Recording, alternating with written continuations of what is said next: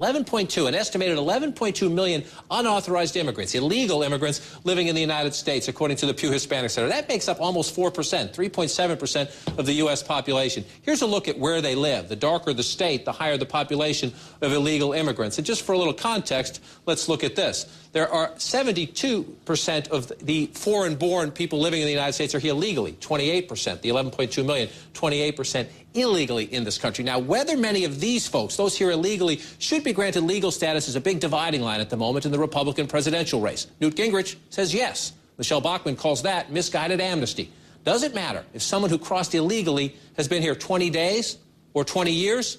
Not to Maricopa County Sheriff Joe Arpaio, a national lightning rod in the immigration debate, and as of today, a supporter of Texas Governor Rick Perry.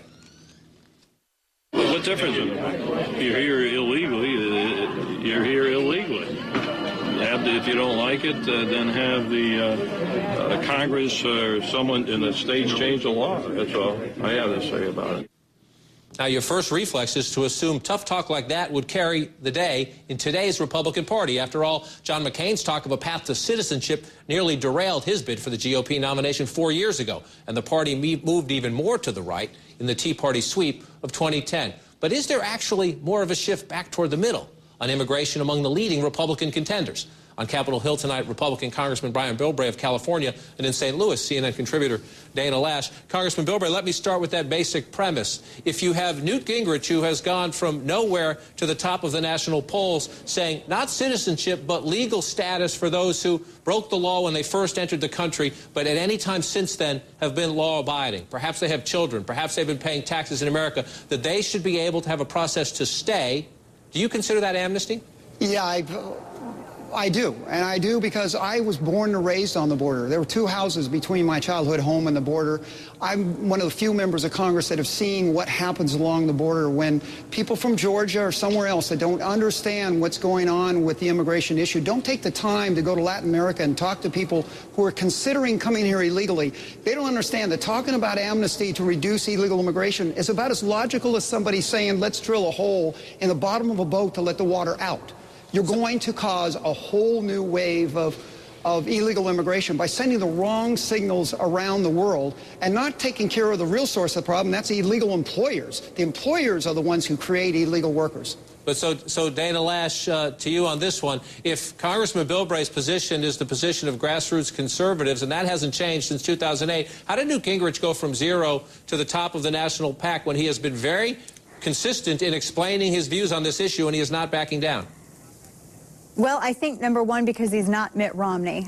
Number two, he hasn't had any gaffes. And number three, immigration, while it is a huge wedge issue amongst many conservatives, I don't think ultimately, and a lot of them may get upset over this, but let's look at Ronald Reagan. Ronald Reagan was the amnesty president. Ronald Reagan not only supported and signed a bill into law which granted 3 million illegal immigrants amnesty in the United States, but he was enthusiastically supportive of it. Now, by our own standards today, Ronald Reagan wouldn't have a shot. But ultimately, I mean, when you talk about John McCain and the comments that he made about a path to citizenship, there were many issues that were derailing John McCain, the least of which was immigration. McCain-Feingold was a huge issue.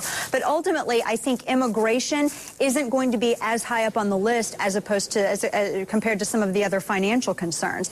And Gingrich, his position on what some would call amnesty, I disagree with what many of his positions in the whole under the amnesty umbrella or the immigration umbrella. For instance, you know, evaluating on a case-by-case basis 11 million individuals and going and having a hearing, I guess, and determining how long they've been here, what ties they have to the community. I mean, that's something to dispute. He hasn't gone as far as McCain has, though. So, Congressman Bilbray, you have Speaker Gingrich, who's at the top of the national polls now, at the top of the Iowa polls. He's running close second in New Hampshire. I'm sorry, distant second in New Hampshire, and he's ahead in South Carolina. He has his position, which you call amnesty. Governor Perry says absolutely no amnesty. I want you to listen to him here, and then I'll fill in some of the blanks. Amnesty is not on the table, period. There will be no amnesty in the United States. We're a country of law, and the idea that we're going to tell people that somehow or another that's all forgiven is not going to happen. He says that's not going to happen, and he says he would deport anyone who was brought into custody any way, shape, or form who is here illegally would get immediately deported. He has not, though, said you'd go out and round up the rest of the law-abiding folks. I know they broke the law to get here, but those who are currently law-abiding. And you have Mr. Romney, who many would say is the Republican frontrunner if it's not Mr. Gingrich, who now says he's not for amnesty, but if you go back a few years, he had the position that is essentially the same as Newt Gingrich's position now. If those three candidates are among the leading candidates for your party's nomination, is it inevitable, Congressman, that you will have a nominee who you disagree with? No, it's not. And let's say one thing for the record.